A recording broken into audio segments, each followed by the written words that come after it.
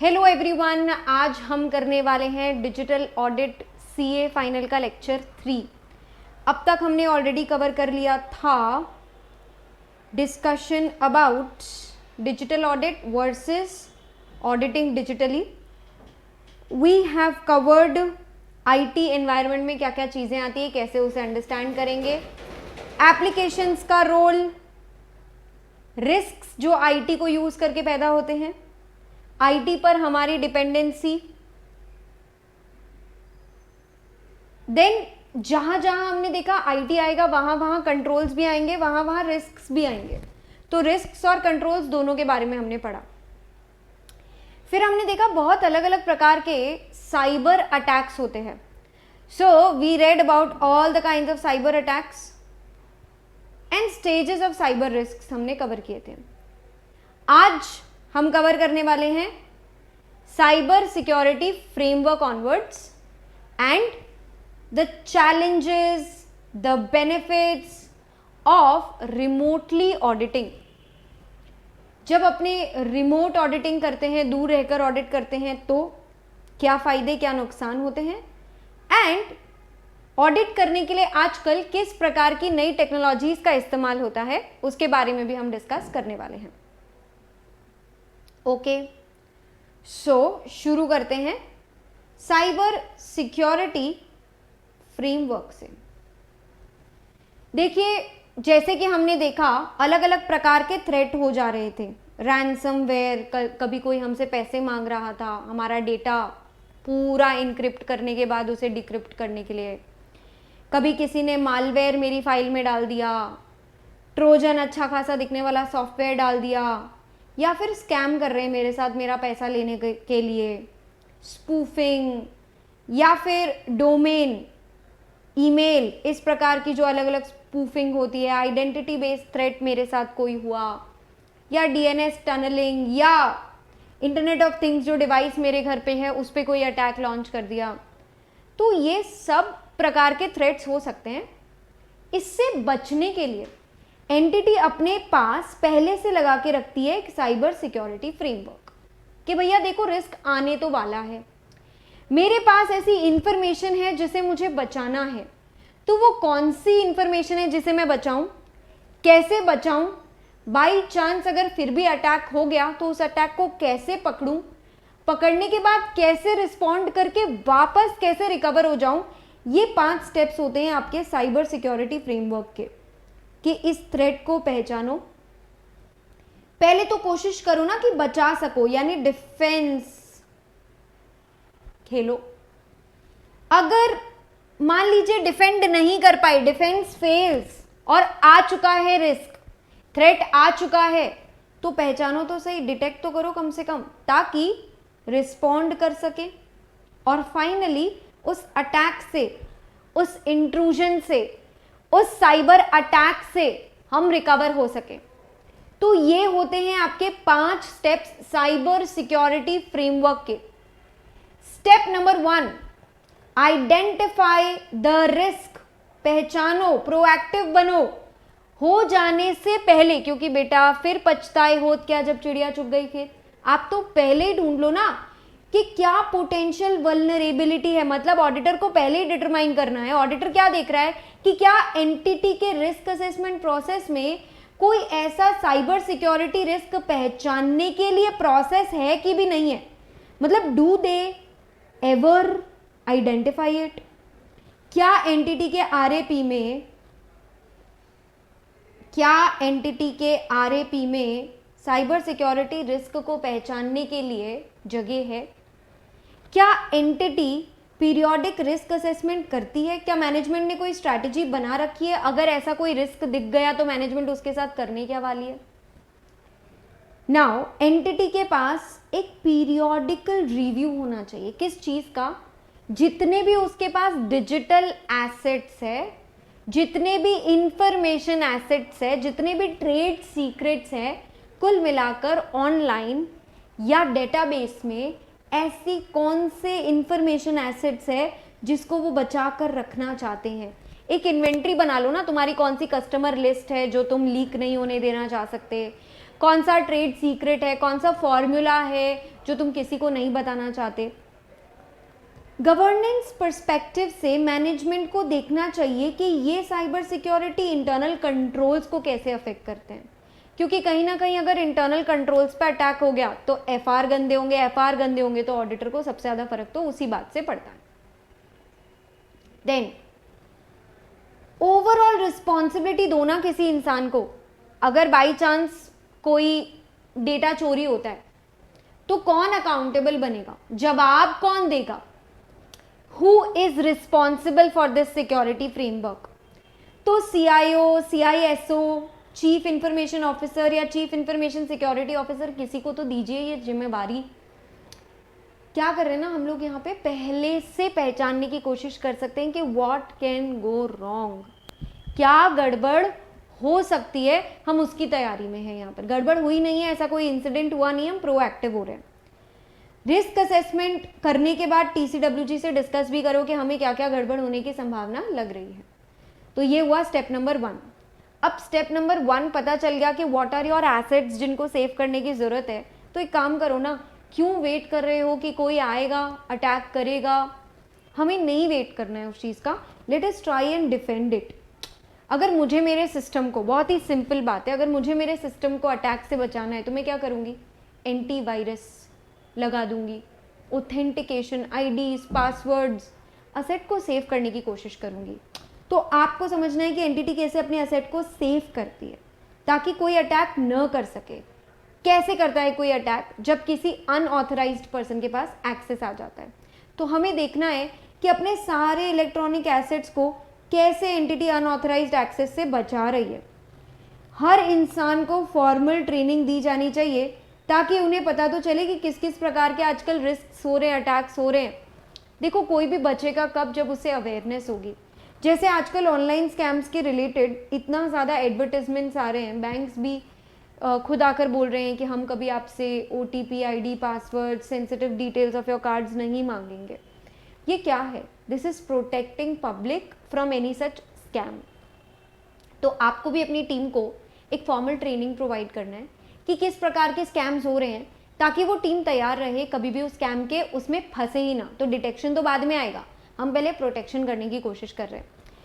Control लगा दो अच्छे अच्छे। कैसे कंट्रोल्स लगा सकते हैं अपने? जैसे मैंने बताया, स्ट्रॉन्ग ID पासवर्ड्स, डेटा को इनक्रिप्ट करके रखिए, एंटीवायरसेस यूज़ करिए, ऑथेंटिकेशन प्रोसेस लगा दीजिए ताकि किसी को अनऑथराइज्ड एक्सेस मिल ही ना सके और ऐसा अटैक हो ही ना सके।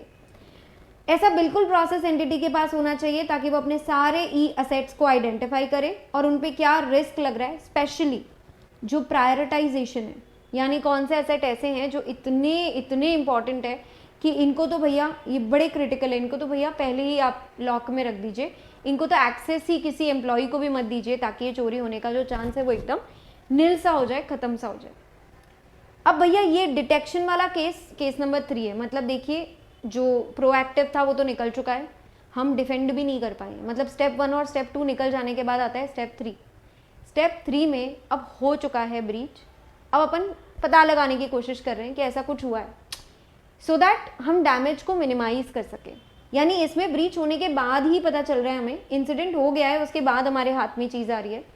तो अब एंटिटी के पास कंट्रोल्स होना चाहिए पहचानने के लिए कि भैया ओ हो ऐसे रिस्क या ऐसे इंसिडेंट्स हो चुके हैं मतलब उसका बिजनेस पे इम्पैक्ट पड़ेगा। हमने इसके पिछले क्लास में भी पढ़ा था कि अगर ऐसा कोई अटैक हो जाता है तो उसके इन्वेस्टिगेशन के कॉस्ट लगते हैं, कोई कानून टूटा है तो रेगुलेटरी कॉस्ट लगते हैं, अगर कोई आप पे केस कर देगा तो लिटिगेशन के कॉस्ट लगेंगे। मतलब ये अच्छा खासा खर्चे वाला स्कीम है। धंधा भी शायद एक बार के लिए रुक जाएगा, तो इम्पैक्ट क्या हुआ है, कितना सिग्निफिकेंट मैटर था, क्या हमें किसी को कुछ इन्फॉर्म करने की ज़रूरत है क्या, ये सारी चीज़ें देखनी पड़ेगी। आपको एंटिटी का प्रोसेस देखना है कि एंटिटी कैसे मॉनिटर या डिटेक्ट करती है कि कोई ब्रीच हुआ है। How does entity find it out, कैसे पता लगाती है वो। पता लगा लिया मतलब जैसे ये एंटीवायरस वगैरह रहते हैं, ये भी डिटेक्ट करते हैं ना। प्रोटेक्ट कर ले तो बहुत ही बढ़िया, प्रोटेक्ट नहीं कर पाए तो एटलीस्ट डिटेक्ट तो करो कि क्या गड़बड़ हो चुकी है। ठीक है, अब ऐसे कोई इवेंट्स अगर हो गए हैं, ऐसे कितने इवेंट्स होने की कोशिश हुई थी और फायरवॉल ने रोक दिया था, वो भी पता करो, क्योंकि फायरवॉल्स क्या करते हैं, रोक देते हैं। कोई एक्सेस मांग रहा है, फायरवॉल ने डिनाई कर दिया। तो ऐसे कितने इवेंट्स हुए थे साल भर में जहाँ पे कोशिश तो की थी किसी ने अटैक करने की, but because we had firewalls हम बच गए। वो पता लगाना है आपको। अपग्रेड्स क्या रिक्वायर्ड है ताकि सिस्टम इस वल्नरेबिलिटी से बच जाए। आप देखते होंगे आपके फोन्स पे बहुत सारे सॉफ्टवेयर्स हैं, आप एप्लीकेशंस जब भी कोई डाउनलोड करते हो हर थोड़े दिन में उसमें अपडेट आता है, तो अपन सोचते हैं अपडेट करूँ कि नहीं करूँ, करूँ कि नहीं करूँ, कुछ नया फीचर आया होगा कि नहीं आया होगा। As a human we are always waiting for features, new features, something that is interesting, something that is useful, but ऐसा नहीं होता। कभी कभी आप देखते हैं कि ऐप में मैम कोई चेंज ही नहीं आया, हमने डाउनलोड किया, नया वर्जन आया, पर कुछ चेंज ही नहीं आया। वो चेंज क्यों नहीं आया? क्योंकि वो अपग्रेड कुछ नया फीचर लाने के लिए नहीं आया था, वो अपग्रेड आया था किसी बग को फिक्स करने के लिए। मतलब आपके सिस्टम में कोई वल्नरेबिलिटी थी, देयर वाज सम रिस्क। जैसे कोविड के बाद जूम में बहुत अपडेट्स आए, क्योंकि जूम में बहुत सिक्योरिटी ब्रीचेस हुए थे बैक टू बैक, मीटिंग्स के बीच में कोई एंटर कर पा रहा है, कोई हैक कर पा रहा है आईडी पासवर्ड्स वगैरह। तो जो सॉफ्टवेयर मेकर्स थे उनको रियलाइज हुआ था there are a lot of security patches जो मिसिंग है और हमको डालने पड़ेंगे अपग्रेड्स ताकि हम सिस्टम को सेव कर सकें। तो डिटेक्ट होने के बाद का प्रोसेस होता है रिस्पॉन्ड करना, कि भैया अब तो ब्रीच मिल गया है, तो ब्रीच पहचान लिया वो स्टेप 3, पर पहचान के कुछ नहीं करोगे क्या? कल रात आया चोर, अब तो चोर आया तो भगाओगे तो सही। एक मटेरियल ब्रीच आइडेंटिफाई हो चुका है, तो मैनेजमेंट उसकी पूरी डिटेल्स जानेगा कि भैया क्या इंसिडेंट हुआ था, कैसे पहचाना हमने, क्या गड़बड़ करके गया वो। हमें इसे रिस्पॉन्सिबल लोगों तक पहुंचाना पड़ेगा, मतलब हमें बताना पड़ेगा CIO CISO को कि भाई देखो तुम्हारे होते हुए क्या हो गया। हमें TCWG तक भी बात पहुंचानी पड़ेगी कि देखिए इस प्रकार का एक ब्रीच हमारी एंटिटी में हुआ है। फिर रिस्पॉन्ड कैसे करते हैं अपने? अरे केस वेस हो गया, लिटिगेशन, इन्वेस्टिगेशन करवाना है, खर्चे जो लग रहे हैं वो सब प्रोसेस, मिटिगेशन प्रोसेस क्या होता है, उसका जो भी इम्पैक्ट है उसको मिनिमाइज करने की हम कोशिश कर रहे हैं। तो मिटिगेशन प्रोसेस का पूरा जो पार्ट होता है, जो भी खर्चे वर्चे सब है, वो देखना पड़ेगा। फ्यूचर एक्शन प्लान, कि आगे ऐसा कुछ न हो जाए, उसके लिए अपन क्या करते हैं। तो डिटेक्ट किया मैंने, डिटेक्ट करके इमीडिएटली मुझे रिस्पॉन्ड करना है। रिस्पॉन्ड क्यों करना है? ताकि सब कुछ बैक टू नॉर्मल हो सके। तो बैक टू नॉर्मल होने को कहते हैं रिकवरी। मान लेते हैं मेरे को पता चल गया कि भैया ये मेरा ब्रीच हुआ था, ब्रीच से क्या इम्पैक्ट हुआ है, मैंने सबको इन्फॉर्म कर दिया, कम्युनिकेशन भी हो चुका है। अब तो भैया टाइम आ गया रिकवरी का, कि भैया अब उस इम्पैक्ट से उभरो आप। किसी ने रैंसमवेयर मांगी आपसे, या कोई फिशिंग स्कैम आपके साथ हो गया, पैसे लग गए आपके, लेकिन अब आगे के लिए आप एक रिकवरी प्लान में आ जाओ। यानी अपने को अब सीधा इम्प्रूवमेंट पे जाना है। क्या कर सकते हैं हम उसके लिए? तो मैंने आपको बताया था जैसे पैच अपग्रेड्स आते हैं। What are patch upgrades? Softwares में कोई प्रकार का बग, कोई प्रकार का सिक्योरिटी थ्रेट, उसको फिक्स करने के लिए एक वर्जन अपग्रेड आता है। तो वो वर्जन अपग्रेड लाओ, वो पैच अपग्रेड लगाओ, and then just go ahead. जैसे ही मैंने वो एक और पैच अपग्रेड कर लिया तो मेरे सॉफ्टवेयर में जो कमी थी वो खत्म हो गई। पैच अपग्रेड को फिक्सेस भी कह सकते हो आप, कि फिक्स कर दिया मैंने सॉफ्टवेयर को।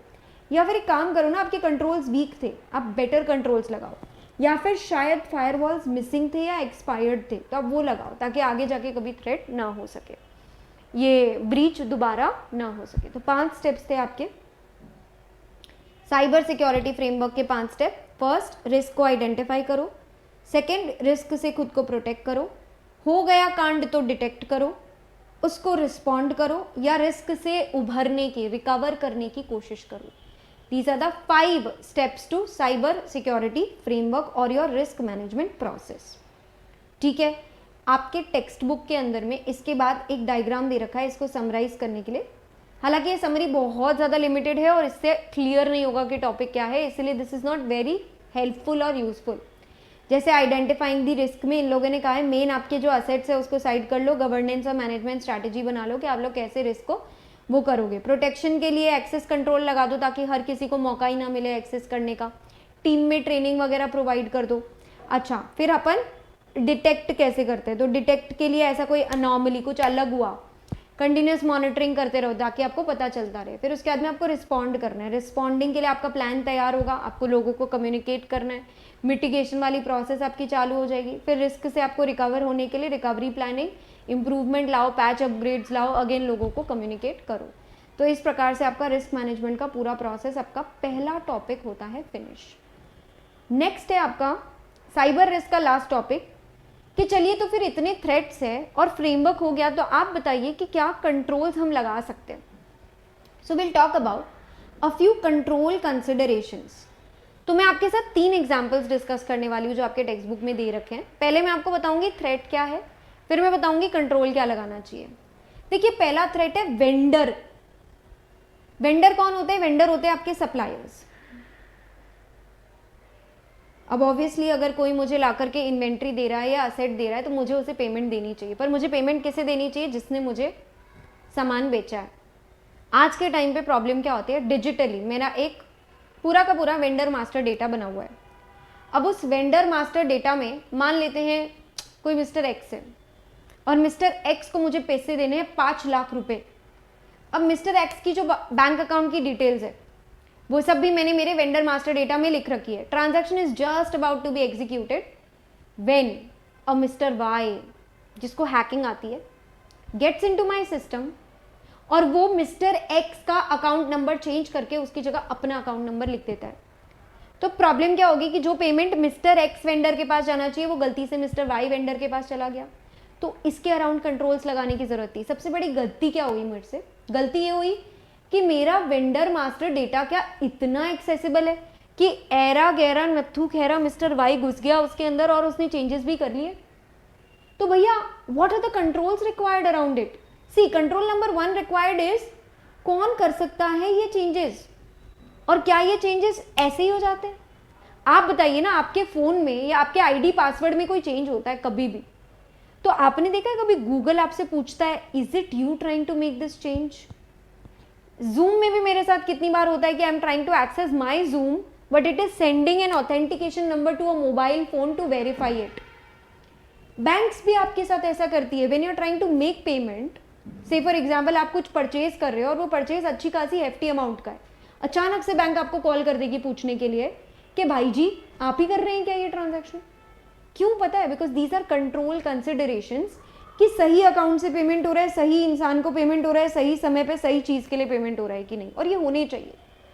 तो देखिए वेंडर सेटअप या मॉडिफिकेशन के रिलेटेड वेंडर मास्टर डेटा में जो भी चेंजेस होंगे ना वो पूछ के होने चाहिए, वरना क्या होगा, बैंक अकाउंट चेंज होगा और किसी और को पैसे सेंड हो जाएंगे गलती से. बेचारा जो ओरिजिनल सप्लायर है उसको पैसे मिले नहीं, आप जबरदस्ती बोल दोगे मैंने तो पेमेंट कर दिया, और पैसे चले गए किसी गलत और फेक इंसान के पास जिसके पास नहीं जाने चाहिए थे.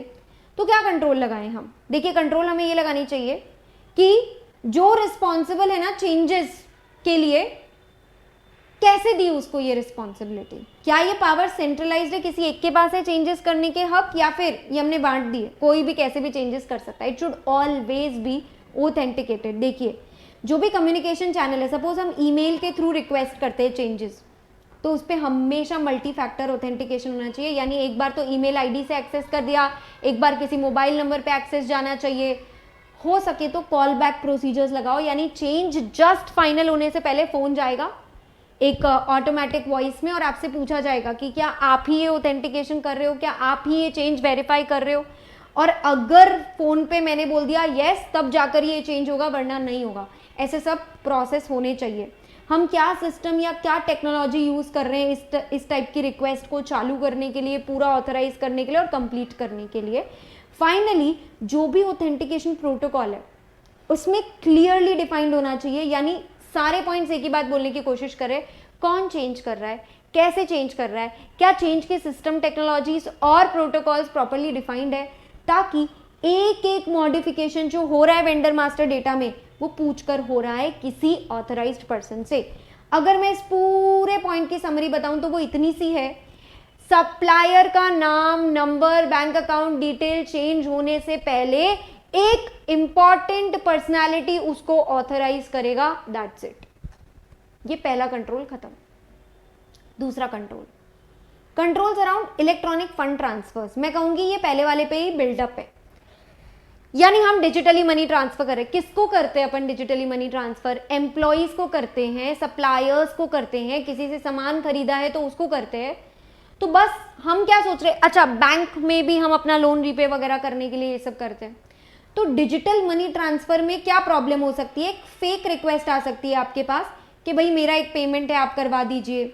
कोई फेक वेंडर बनने की कोशिश कर रहा है, या ऐसा लग रहा है मैसेज से कि कोई बैंक आपको अप्रोच कर रही है जबकि वो बैंक नहीं है, वो लोग फ्रॉडस्टर्स है जो बैंक बनने का प्रिटेंड कर रहे हैं। तो ये लोग क्या चाहते हैं, ये लोग यही चाहते हैं ना कि इनको रॉन्गली पैसा मिल जाए। तो हमें क्या करना है, हमें सारे पर्सनल जो वायर ट्रांसफर्स वगैरह, डिजिटल मनी ट्रांसफर वगैरह करते हैं, हमें उन्हें सिखाना पड़ेगा। क्या सिखाना पड़ेगा, आजकल क्या फिशिंग स्कैम्स चल रहे हैं, कौन कौन से फ्रॉड्यूलेंट रिक्वेस्ट्स आती है, किस फॉर्म में आते हैं ये लोग, ताकि जो भी रिस्पॉन्सिबल है पेमेंट के लिए वो सतर्क रहे, अलर्ट रहे, वो इसका शिकार ना बन जाए। तो हमें उन्हें सिखाना होगा। सेकेंडली, हमेशा ऑथेंटिकेशन प्रोटोकॉल होंगे। वायर ट्रांसफर रिक्वेस्ट, कोई भी वायर ट्रांसफर, कोई भी पेमेंट करने से पहले हमेशा कॉल बैक प्रोसीजर्स यूज होंगे, या फिर ड्यूअल ऑथेंटिकेशन, दो बार ऑथेंटिकेशन यूज होगा, ताकि राइट टाइम पे राइट पर्सन को राइट अकाउंट से राइट अमाउंट ट्रांसफर हो रही है कि नहीं, हम ये पता कर सके। देन अगेन सेम पॉइंट है, सिस्टम्स एंड टेक्नोलॉजीज क्या अपन यूज कर रहे हैं। यानी अगर आप देखोगे तो ये पॉइंट सेम है, सिस्टम टेक्नोलॉजी वाला, ऑथेंटिकेशन प्रोटोकॉल वाला भी पॉइंट सेम है, और फर्स्ट वाला भी, कौन लोग रिस्पॉन्सिबल है, क्या इन्हें सिखाया गया है, तो सेम तरीके के ही पॉइंट्स है, क्योंकि उसी पॉइंट पर ये सेकंड वाला पॉइंट आपका बिल्टअप है। And then third point is about patch management. Again I told you about patch management. क्या होता है ये भैया, कि कोई भी सॉफ्टवेयर के अंदर में, अब नया जब सॉफ्टवेयर बनता है ना, उसमें बहुत सारे प्रॉब्लम्स रहते हैं, और वो problems over a period of 1 year, 2 year, 2.5 year ठीक होते रहता है। कोई भी नया सॉफ्टवेयर आता है उसमें बहुत ग्लिचेस, बहुत बग्स, बहुत सिक्योरिटी ब्रीचेस, सब कुछ होता है। और प्रॉब्लम क्या होता है, जो हैकर है ना, वो जानता है कि सिस्टम या सॉफ्टवेयर में क्या वीकनेस है, और वो उसको ही एक्सप्लॉइट करके अपना अटैक प्लान करता है। तो आपने क्या करना चाहिए, आपने फटाक से पैच मैनेजमेंट प्रोग्राम लॉन्च कर देना चाहिए। क्या है एंटिटी के पास, ये पहला कंट्रोल। पैच मैनेजमेंट प्रोग्राम का मतलब क्या है, फटाफट स्कैन लगा के पता करो कि तुम्हारे सिस्टम में कमी क्या है, आइडेंटिफाई करो कौन सा मिसिंग पैच है या कौन सा अनअप्लाइड पैच है, मतलब कौन सा अपग्रेड या फिक्स है जो आपने अब तक इंस्टॉल नहीं किया, और फटाफट कर दो ना उसको। Before some hacker uses your vulnerability, why don't you find out the problems with your softwares and then upgrade them or fix them? and then आता है आपका कैसे एंटिटी पैचेस के बारे में, एक्सटर्नल वेंडर्स कैसे एंटिटी को इन्फॉर्म कर रहे हैं। जैसे मैंने सॉफ्टवेयर तो किसी से लिया होगा ना, मान लेते मैंने TCS से कोई सॉफ्टवेयर लिया, मान लेते मैंने माइक्रोसॉफ्ट से कोई सॉफ्टवेयर लिया है, तो अगर उन्होंने अपने सॉफ्टवेयर के अंदर कोई पैच लाया है, कोई नया डाउनलोड करने का ऑप्शन लाया है, कोई नया अपग्रेड लाया है, तो वो आपको कैसे बताते हैं। आप खुद सोचो ना, आपको कैसे आता है। इंस्टाग्राम को अगर अपग्रेड करने की ज़रूरत है, व्हाट्सएप पे कोई नया अपग्रेड आया है, तो कैसे आता है, आपका प्ले स्टोर खुद आपको नोटिफिकेशन दे देता है, देयर इज़ एन अलर्ट।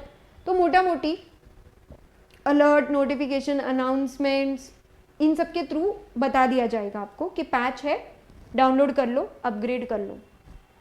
इसके साथ आपका जो कंट्रोल कंसिडरेशंस है वो भी कंप्लीट होता है, और आपने पूरा टॉपिक जो साइबर अटैक के ऊपर था, types of cyber attacks, cyber attack के स्टेजेस, साइबर सिक्योरिटी फ्रेमवर्क, कैसे एंटिटी खुद को प्रोटेक्ट कर सकती है उससे, कंट्रोल कंसिडरेशंस रिगार्डिंग 3 थिंग्स, यानी vendor setup, electronic fund transfer and patch management, आपका कंप्लीट होता है।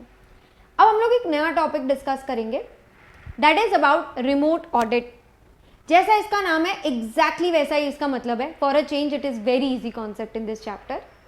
Remote audit is auditing remotely. अब आपको पता ही है कोविड-19, कोविड का जब चैलेंज आया था, nobody was able to move out of their houses, but world was moving on, हमको काम भी करना था, हमको ऑडिट्स भी टाइमली कंप्लीट करनी थी।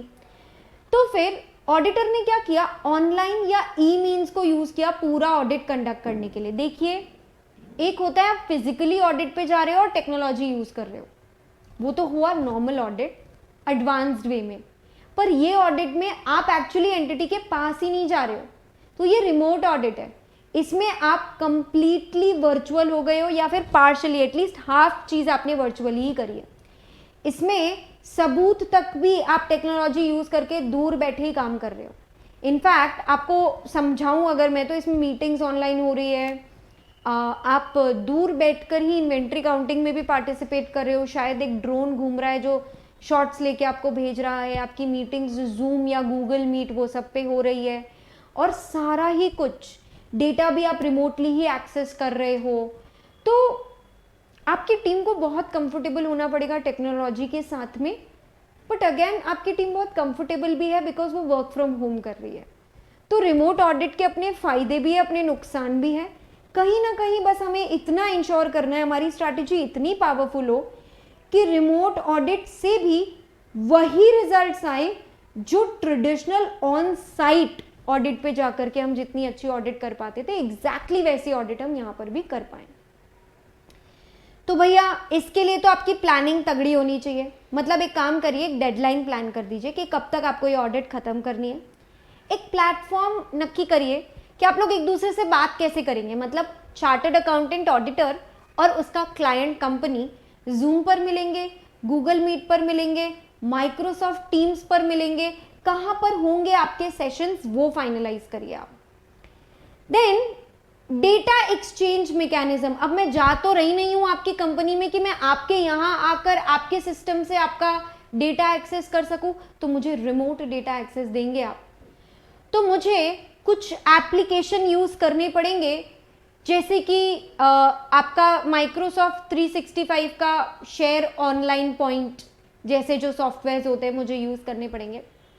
शेयर पॉइंट में क्या होगा कि जो मेरा क्लाइंट है वो पूरा का पूरा अपना डेटा डंप कर देगा वहां पर, और मैं रिमोटली भी उससे उसी के वर्चुअल प्राइवेट नेटवर्क पर एक्सेस मांगूंगी, वो मुझे एक्सेस देगा, वो मेरी रिक्वेस्ट को ऑथराइज करेगा और मुझे उसका डेटा यूज करने देगा। लेकिन बहुत बड़ा रिस्क है ये, क्योंकि उसने अपना पूरा डेटा ऑनलाइन डंप कर दिया है। पर आजकल तो सब करते ही है ना ये, क्योंकि उसकी खुद की भी तो कितनी सारी टीम्स या कितने सारे बिजनेसेस शायद दूसरी जगह पर है, तो उनको खुद को भी तो ऑनलाइन डेटा यूज करना ही पड़ता होगा ना, जैसे बैंक्स को करना पड़ता है। बस फर्क इतना है कि अब एक अनजान ऑडिटर को भी वो लोग एक्सेस दे रहे हैं।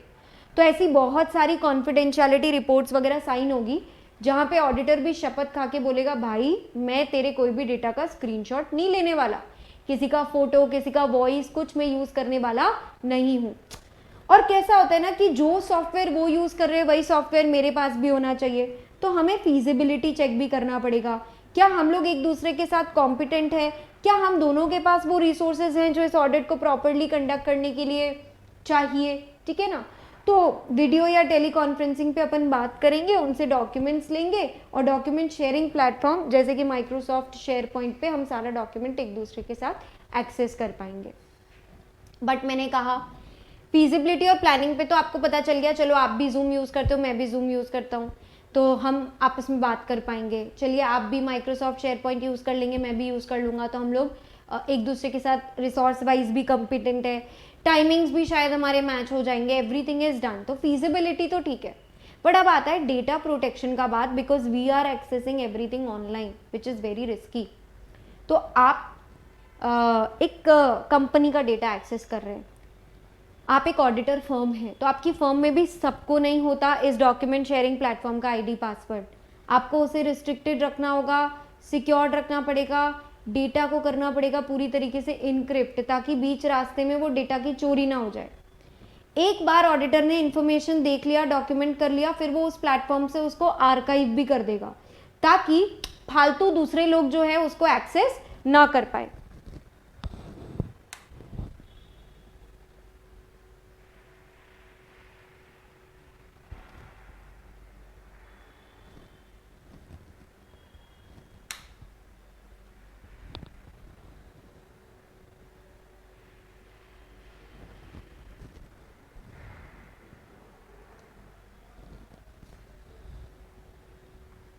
ताकि दूसरे लोग उसको एक्सेस ना कर पाए।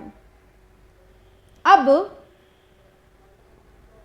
थोड़ा कानून का भी ध्यान रख लीजिएगा, while you are just checking the confidentiality, कहीं कोई ब्रीच ना हो जाए आपसे, है ना।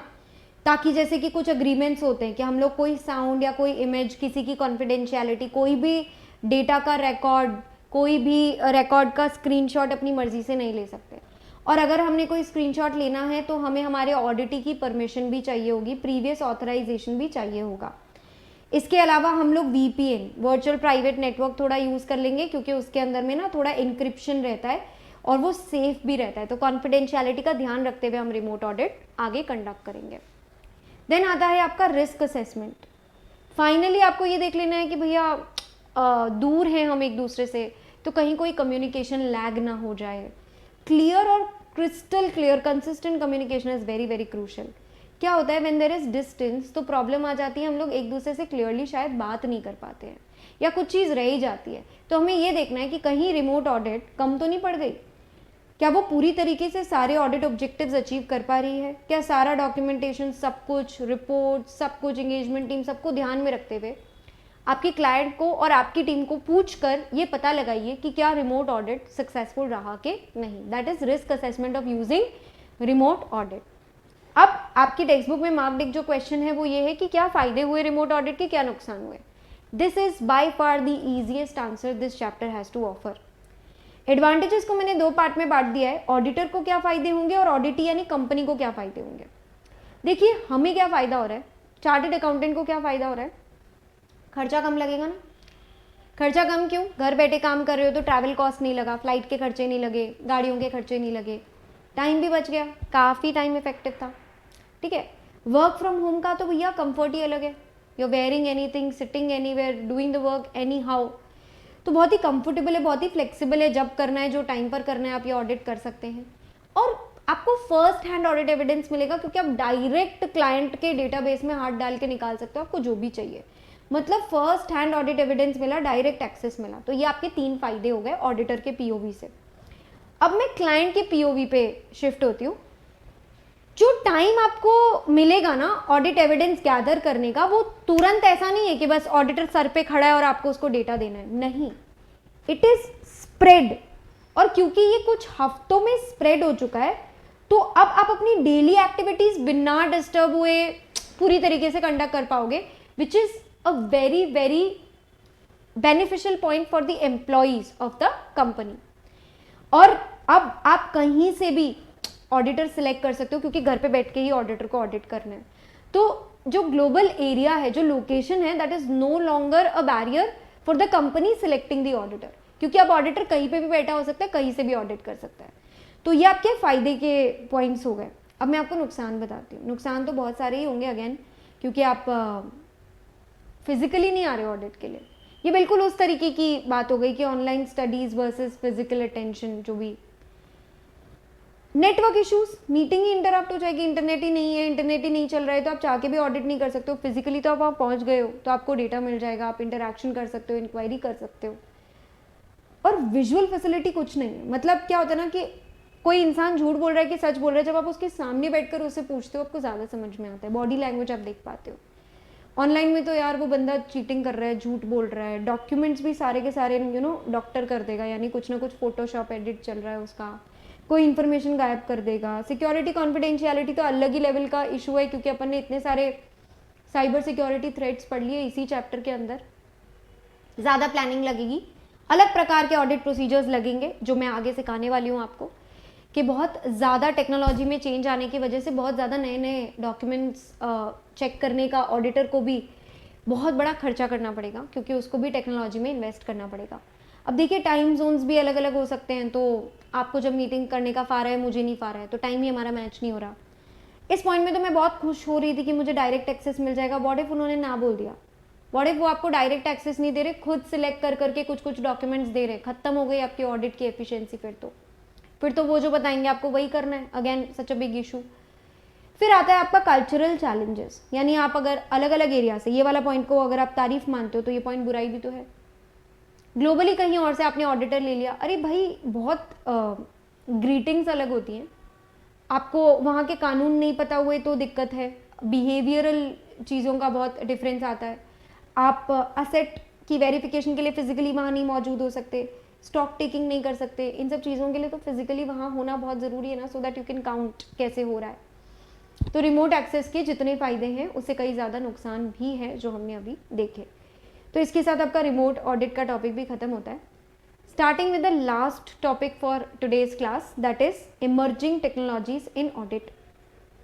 ऑडिट में जो है कुछ टेक्नोलॉजीज इमर्ज हो रही है, नई नई टेक्नोलॉजीज जो आ रही है उसकी मैं आपको बात बताती हूँ। We will discuss in the future classes कि भैया आर्टिफिशियल इंटेलिजेंस क्या है, या रोबोटिक प्रोसेस ऑटोमेशन क्या है, या ब्लॉकचेन टेक्नोलॉजी क्या है। ये सब भी ऑटोमेटेड टूल्स की टेक्नोलॉजी ही है। लेकिन आज जो बची हुई क्लास है वो फोकस करने वाली है एक ही टर्म पे, जिसको हम कहते हैं डेटा एनालिटिक्स। अब क्या होता है ना, एनालिटिकल प्रोसीजर्स तो ऐसे 520 में भी आपने पढ़े हैं, जहाँ पे आपने एनालिटिकल प्रोसीजर्स समझ रखे हैं क्या होते हैं, कुछ एग्जांपल्स वगैरह मैं आपको बता दूंगी। Before we discuss in depth about these tools, ये ACL, Alteryx, power BI, CaseWare, ये एप्लीकेशन सॉफ्टवेयर्स हैं जो आज के टाइम पे बड़े बड़े chartered accountants, teams, auditors use कर रहे हैं। इनको इस्तेमाल करके वो लोग अपनी ऑडिट को बहुत एफिशिएंट बना रहे हैं। तो ये टूल्स के बारे में डिस्कस करने से पहले मैं चाहती हूँ मैं आपकी एक बेसिक अंडरस्टैंडिंग बना दूँ, क्योंकि कहीं ना कहीं अगर आपने अभी तक इतना एडवांस डेटा एनालिटिक्स के फॉर्म में ऑडिट नहीं देखा है, तो वो क्योंकि बहुत सारे चैलेंजेस है, तो क्योंकि आपने प्रैक्टिकली इसको करके नहीं रखा है अभी तक, तो आपको एक the fear of the unknown महसूस हो सकता है इसके प्रति। इसलिए मैं पहले आपको कंफर्टेबल कराना चाहती हूँ डेटा एनालिटिक्स के कॉन्सेप्ट से। देखिए, ऑडिटर जब डेटा एनालिटिक्स यूज करता है ना, तो क्या होता है data analytic techniques, basically what are data analytics. तो देखिए, data analytic is meaningful information from raw data. आप सिर्फ नंबर्स लोगे और नंबर्स को किसी मीनिंगफुल डेटा में कन्वर्ट कर दोगे, तो वो होता है आपका डेटा एनालिटिक्स। ठीक है, इसमें आप प्रोसेस, टूल, टेक्निक को इस्तेमाल करोगे कोई भी प्रकार की। इसके मैं कुछ एग्जांपल्स बता देती हूँ। सैंपल निकालने तक के लिए ऑडिटर डेटा एनालिटिक्स का इस्तेमाल करता है। दो अलग अकाउंट्स के बीच में आपस में क्या रिश्ता है वो पता करने के लिए वो रिग्रेशन एनालिसिस इस्तेमाल कर सकता है। एक सेल्स में पिछले साल से इस साल तक, या एक एंटिटी का दूसरे एंटिटी से ट्रेंड में क्या चेंजेस आए हैं, रेशियो एनालिसिस। एनॉमली यानी गड़बड़ ढूंढना, कि कुछ भी, अनॉमली का मतलब होता है कुछ भी अलग चीज है, कुछ भी गड़बड़, इससे आपको फ्रॉड भी मिल सकता है, something that is very different from what you expected. Then वो ईमेल वगैरह पढ़ के उसमें से, या कस्टमर कंप्लेंट्स वगैरह रीड करके टेक्स्ट में से कुछ ढूंढ के निकालता है, तो टेक्स्ट माइनिंग होती है। तो these are the various examples of data analytics. Audit में डेटा एनालिटिक्स जब हम इस्तेमाल करते हैं ना, तो उसका नाम होता है कंप्यूटर असिस्टेड ऑडिट टेक्निक, क्योंकि कर तो ऑडिटर वही रहा है जो वो फिजिकली करता था, पर अब वो कंप्यूटर की मदद ले रहा है ये करने के लिए। और क्योंकि अब उसने कंप्यूटर की मदद ले ली, इसीलिए भैया कितना भी डेटा यूज करो दिक्कत की बात नहीं है। You may use large set of data, ताकि आप इंसाइट, ट्रेंड या कोई भी कंक्लूजन या इन्फॉर्म डिसीजन ले सको। ऐसी डेफिनेशन होती है CAAT की। पर ये डेफिनेशन काफी नहीं है, क्योंकि ये बड़ा ही टेक्निकल डेफिनेशन है।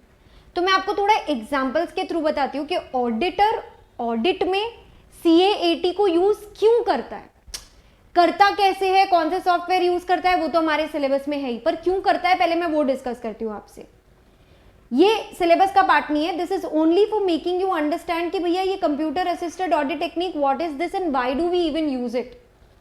सी, एक ऑडिटर को ना बहुत बड़े ERPs, सॉफ्टवेयर्स में पूरे साल का डेटा भर के क्लाइंट ने दे दिया, तो वहां से डेटा एक्सट्रैक्ट करना भी तो एक मुश्किल टास्क है। एक्सेल भी वो कर सकता है, लेकिन एक्सेल की लिमिटेशन है। जैसे जैसे बिजनेस का साइज बढ़ते जा रहा है, डेटा एक्सट्रैक्शन यूजिंग स्प्रेडशीट्स और Excel is becoming more and more difficult. तो अब हमारे पास ऐसे सॉफ्टवेयर है ACL या आइडिया के फॉर्म में, जो बहुत लार्ज डेटा को एक्सट्रैक्ट करके ऑडिटर को पकड़ा सकते हैं। एक्सट्रैक्शन के बाद वो क्या करेगा, ऑब्वियसली वो उस पर एनालिटिक्स लगाएगा। मतलब वो चाहेगा कि अब ये जो डेटा है ना, ये रॉ डेटा है, मुझे आप इसे सॉर्ट करके दे दो, मुझे आप इसे स्ट्रैटिफाई करके दे दो, रेंज में बना के दे दो, डुप्लीकेशन अवॉइड कर दो। डेटा की एनालिटिक्स हो गई। अब जब उसे टेबल में समरी डेटा मिल गया, तो वो उस पे ऑडिट की एनालिटिक्स लगाने की कोशिश करेगा, यानी उसमें से सैंपल सिलेक्ट करेगा। सारा थोड़ी चेक करेंगे, बेवकूफ थोड़ी है, समय थोड़ी है इतना। उसको बराबर स्ट्रैटिफाई करके उसमें से फ्रॉड ढूंढेंगे।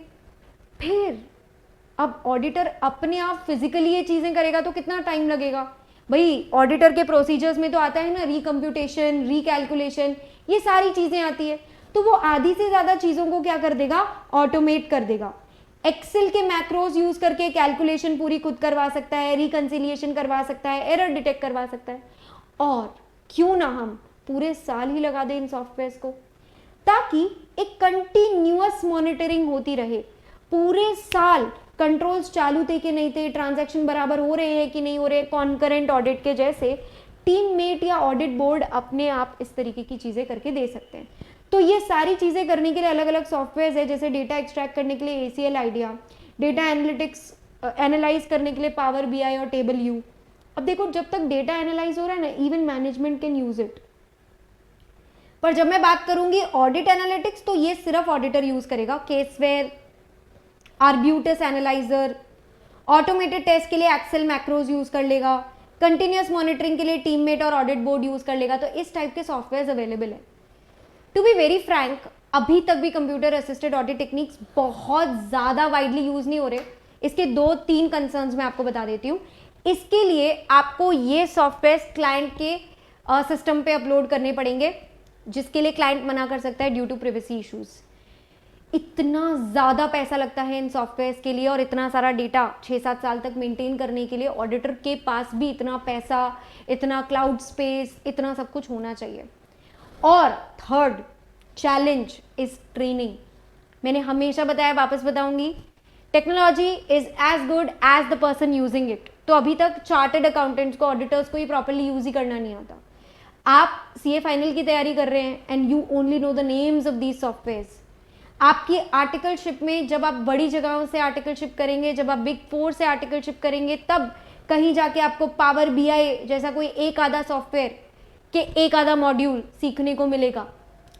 ये आप CA बनने के बाद करिए। CA बनने के बाद ऐसे इनके रिलेटेड YouTube पे बहुत सारे सीखने के वीडियोस भी हैं जो आपको बताएंगे कि इन सॉफ्टवेयर्स को कैसे यूज़ किया जाता है। या फिर आप इनकी प्रॉपर ट्रेनिंग या कोचिंग ले सकते हैं, जिससे ये आपके रेज्यूमे में बहुत अच्छे से ऐड ऑन कर सकता है, अगर आप ऑडिट प्रोफाइल सेलेक्ट करना चाहते हैं तो। ये कंप्यूटर असिस्टेड ऑडिट टेक्निक्स की बात हुई। मेरी तरफ से मैंने आपको सिर्फ समझाया कि क्यों इस्तेमाल होते हैं। This is not a part of syllabus, so you're not going to remember it. What is in fact a part of your syllabus is directly the names of the softwares and how these softwares work, जो मुझे लगता है बहुत मुश्किल है आपके लिए समझना, क्योंकि आपने कभी इनको इस्तेमाल किया नहीं है। तो आपने कभी क्योंकि इनको इस्तेमाल किया नहीं है, इसीलिए ये और भी ज़्यादा मुश्किल हो सकता है समझने में। तो ऑडिट डेटा एनालिटिक्स क्या चीज़ों में मदद करेंगे? आपको बहुत सारा डेटा इकट्ठा करके देंगे एज एन ऑडिटर, ताकि आप उसमें कोई पैटर्न ढूंढ सको, गड़बड़ ढूंढ सको और डेटा में से यूजफुल चीज़ें निकाल सको। इसके लिए आपको बहुत सारे एनालिटिकल टूल्स या विजुअल टूल्स यूज़ करने पड़ेंगे। इससे आपके ऑडिट की क्वालिटी डेफिनेटली बेटर होगी। मैं कुछ एग्जाम्पल्स के थ्रू भी आपको समझाऊंगी कि कैसे ये वर्क करता है and how it has work till date. देखिए, पॉपुलर टूल्स जो इंडस्ट्री में यूज हो रहे हैं, अगर आपसे पूछने लगे ये लोग कि इंडस्ट्री में ऑडिट के लिए, ऑडिट की क्वालिटी को बेटर बनाने के लिए CA/AT के कौन कौन से टूल्स इस्तेमाल हो रहे हैं, so they have given 4 tools in your syllabus: ACL, Alteryx, power BI and CaseWare. सबसे पहले शुरू करते हैं ACL के साथ। Audit command language, very simple. ये एक तरीके से ऑडिट में एक्सेल का रिप्लेसमेंट है, क्योंकि एक्सेल से बहुत ज़्यादा बड़े स्केल पे वर्क करता है, क्योंकि इसमें आप बहुत ज़्यादा डेटा एक्सट्रैक्ट कर सकते हो। ये एक एनालिसिस सॉफ्टवेयर है, फ्रॉड डिटेक्शन में हेल्प करेगा, रिस्क मैनेजमेंट में हेल्प करेगा। एक्चुअली आपकी बुक ने बहुत सारी चीज़ें एक साथ दे दी है, तो इसमें से पॉइंट्स पिक करना और समझना बहुत मुश्किल हो गया है। तो I am going to make it really simple for you. Large data set निकालना और उसमें गड़बड़ ढूंढना, यानी ये करेगा क्या?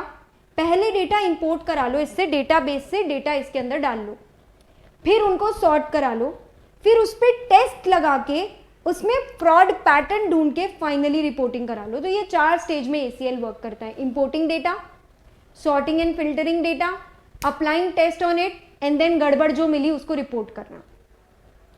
इसका एक एग्जाम्पल बताती हूँ। जैसे कि एंटिटी ने मैंने एंटिटी से जनरल लेजर ले लिया जिसमें सब कुछ था, और मैंने एंटिटी से ट्रायल बैलेंस भी ले लिया। अब मैं दोनों को मैच करके रेकंसिलिएशन में गड़बड़ ढूंढ लूंगी।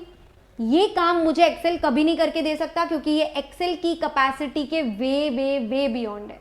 This is the way beyond the capacity of Excel. अब बात करते हैं ऑल्टरिक्स की। अच्छा, ACL के रिलेटेड एक डॉक्यूमेंट भी मैंने डाउनलोड किया था जस्ट टू शो यू कि उसके अंदर कैसे कैसे कमांड्स और कैसे कैसे ऑपरेशंस होते हैं। Basic completeness test, uniqueness test, अलग अलग पैरामीटर्स, कैसे टैब में कौन सी चीज़ कैसे हेल्प करती है, इसकी प्रॉपर ट्रेनिंग होती है।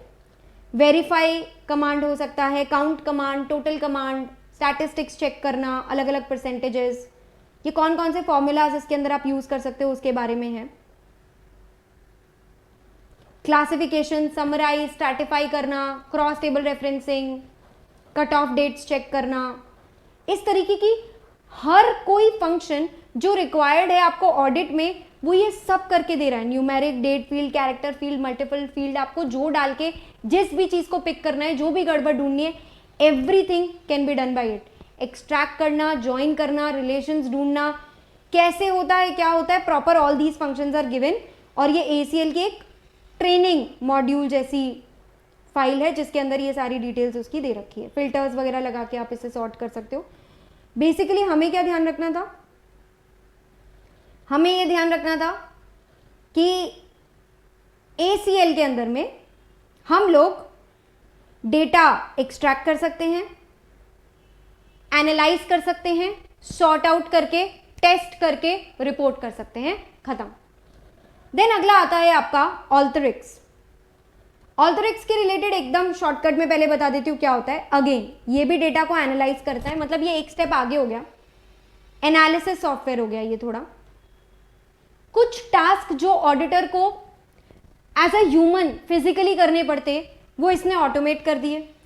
And the best part about identifying Alteryx is जिसको कोडिंग नहीं आती है ये उसके लिए बेस्ट है। ACL कमांड लैंग्वेज में तो आपको कोडिंग डालनी पड़ेगी, तो कोडिंग सीखनी पड़ेगी। पर अगर आपको ऑल्टरिक्स यूज करना है, you don't need to know how to code. तो ये पहले आपके डेटा को लेगा और ऑर्गेनाइज कर देगा, मतलब जितने डुप्लीकेट डेटा है रिमूव करके सबको बराबर सेट कर देगा। फिर आपको डेटा एनालिसिस का मौका देगा क्योंकि आप इसको पैटर्न्स, ट्रेंड सब पता कर सकते हो। जो भी टास्क है ये उसको ऑटोमेट करने में हेल्प करेगा और लास्ट में चार्ट्स और ग्राफ्स के थ्रू डेटा को विजुअलाइज करने का मौका देगा। लेकिन अभी भी ऑल्टरिक्स बहुत ब्यूटीफुल नहीं है जितना ब्यूटीफुल आपका थर्ड ऐप आएगा which is power BI। It is the most interactive, visually dashboards सबसे ज्यादा उसके इंटरैक्टिव होते हैं। तो ऑल्टरिक्स किसके काम का हुआ, जिसको कोडिंग नहीं आती है। तो ये सारे डेटा को फटाफट कंसोलिडेट करा देता है, हर चीज का ऑडिट ट्रेल रहता है ताकि आपको कोडिंग की कोई जरूरत ही ना पड़े, आप बिना कोडिंग के भी सीख सकते हो। नाउ ऑटोमेट करवा देता है ये चीज़ों को, मशीन लर्निंग यानी अपने आप चीज़ें सीख करके फ्रॉड या इरेगुलरिटीज ढूंढने में काम करता है। ऑटोमेट कर सकते हो आप इससे प्रोसीजर्स। तो बार बार वर्ड यूज हो रहा है ऑटोमेट ऑटोमेट ऑटोमेट, तो मैंने इसलिए कुछ कीवर्ड साइड में कर दिए हैं। जैसे ACL के लिए अपन डेटा इंपोर्ट करके, एनालाइज करके, टेस्ट करके रिपोर्ट कर पाते हैं, सबसे बेसिक बात है, लेकिन this is not very user friendly. When it comes to user friendly we have Alteryx, जिसमें डेटा एनालाइज करने के लिए पहले ये डेटा को ऑर्गेनाइज कर देगा, एनालाइज कर देगा। ऑटोमेट इज द वर्ड जो बार बार रिपीटेटिवली इसमें यूज हुआ है, ठीक है। जैसे एक एग्जांपल है, एक लॉजिस्टिक्स कंपनी थी, उसको अपनी सारी रेवेन्यू एंट्रीज चेक करवानी थी। तो फिर उसने क्या किया, ऑडिटर को दिया। ऑडिटर रिकम्प्यूटेशन करने वाला था सारी रेवेन्यू एंट्रीज के बारे में। अब रेवेन्यू मतलब पूरे साल का सेल्स, यानी बहुत बड़ा डेटा था। To do it physically would have been impossible, तो उसने ये ऑल्टरिक्स के थ्रू किया। एक्सपेक्टेड ग्रेटर देन एक्चुअल निकल के आना था, रेवेन्यू अंडर स्टेटेड था, ये पता चला क्योंकि एक्चुअल बहुत कम था, जो एक्सपेक्टेड रेवेन्यू था वो बहुत ज़्यादा था। तो जब उन्होंने चेक किया तो इनको पता चला प्रॉब्लम क्या हुई। प्रॉब्लम ये हुई कि ये लोग ओल्ड रेट्स यूज कर रहे थे मल्टीप्लाई करने के लिए। क्वांटिटी तो बराबर ही थी लेकिन जो रेट थी सेल्स की वो ये लोग ओल्ड यूज कर रहे थे, न्यू वाली जो अग्रीमेंट हुई थी वो यूज ही नहीं कर रहे थे। ये गड़बड़ उनको पता चल पाई ऑल्टरिक्स की वजह से, क्योंकि ऑल्टरिक्स के अंदर में इन्होंने डेटा को ऑर्गेनाइज किया, एनालाइज किया, फटाफट ऑटोमेट कर दिया ताकि सारे टास्क सिस्टम करके दे सके और आसानी से गड़बड़ पकड़ी गई। ऑल्टरिक्स के बाद अगला आता है आपका पावर BI।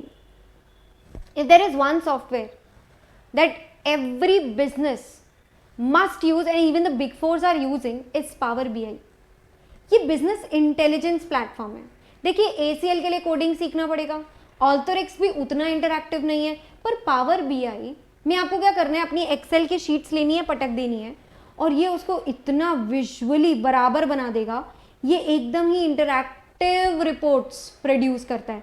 विजुअल रिपोर्ट्स, एक एग्जाम्पल दिखाती हूँ मैं आपको, देखिए इस प्रकार की रिपोर्ट अब ये आपको दिखा देगा। यानी मुझे एरिया वाइज रिपोर्ट चाहिए तो ये मुझे एरिया वाइज रिपोर्ट देगा। मुझे कौन से डिपार्टमेंट में कितना सेल्स हुआ चाहिए तो ये पाई चार्ट्स देगा। किस महीने में कब कितना किस अमाउंट का कैसा सेल हुआ तब ये मुझे इस प्रकार का इंटरैक्टिव रिपोर्ट देगा। ये मुझे चार्ट पे भी डाल देगा। यानी मुझे सिटी, डिस्ट्रिक्ट, मंथ, स्टोर कुछ भी चाहिए, हर चीज़ के लिए बहुत ज़्यादा इंटरैक्टिव टूल्स है। यानी इस पूरी चीज़ को तो सीखने के लिए भगवान जाने कितना समय लग जाएगा, पर अच्छी बात यह है कि this looks like power point, this looks like something that even a chartered accountant who's not from technical background can understand, because ये टूल बहुत ही विजुअली अपीलिंग है तो ये बहुत हेल्प करेगा। तो पावर BI नाम क्यों पड़ा, क्योंकि बिजनेस इंटेलिजेंस प्लेटफॉर्म है ये नॉन टेक्निकल यूजर्स के लिए है।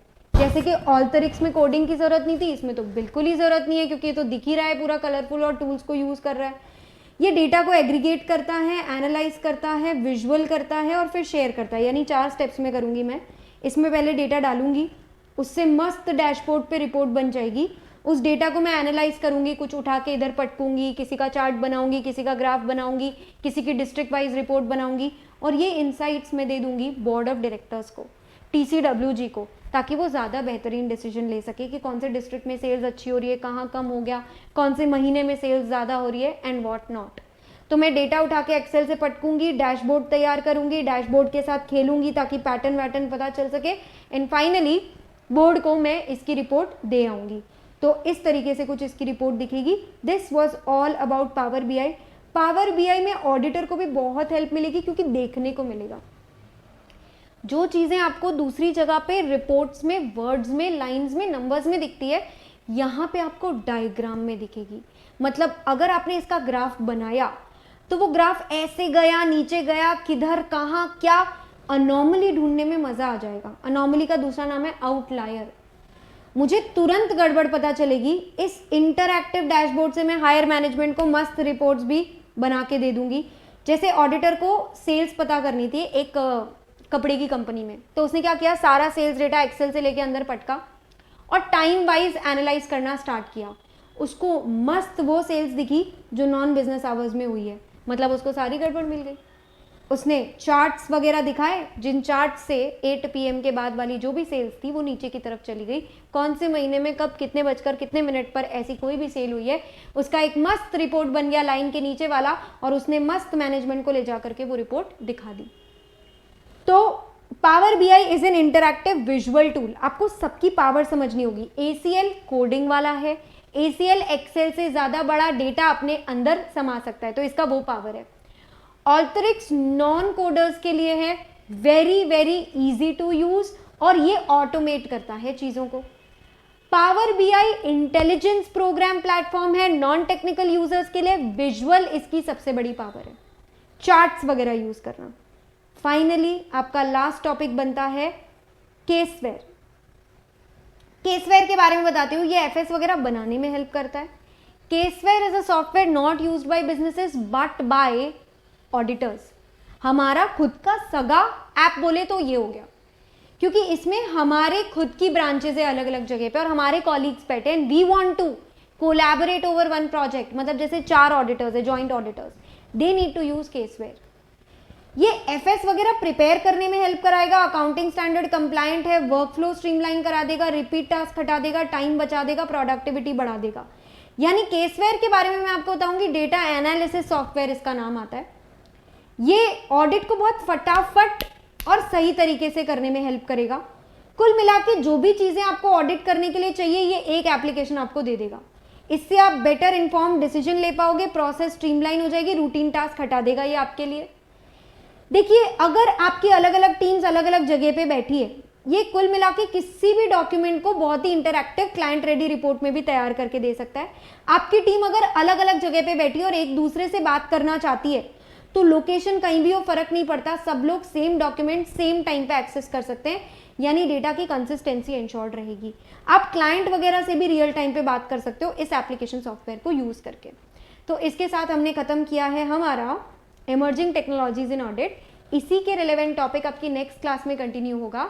जहाँ पे हम लोग बात करेंगे हमारे ऑटोमेटेड टूल्स की, यानी robotics, process automation, blockchain, machine learning, internet of things, artificial intelligence and what not. इसके बाद हम नेक्स्ट जेन ऑडिट करके हमारा ये लेक्चर क्लोज कर देंगे, जिसमें हम इंस्टीट्यूट द्वारा दिए गए सारे क्वेश्चंस देखेंगे, एमसीक्यू वगैरह या केस स्टडी की जो भी प्रैक्टिस है वो भी मैं आपको करवा दूंगी।